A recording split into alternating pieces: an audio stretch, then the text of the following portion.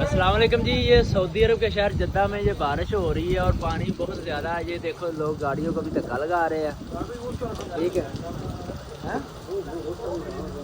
वो ये देखो ये गाड़ी है, चेक करो। ये गाड़ी बहुत ऊंची खड़ी है, लेकिन ये भी तकरीबन आधा पानी इसके ऊपर आ चुका है। और ये दुकान देख लें, ये देखें, ये सारा पानी जब गाड़ी पे उतरती है दुकान के भी अंदर आ रहा है। ये देखें काउंटर भी सारे साइड पे कर दिए।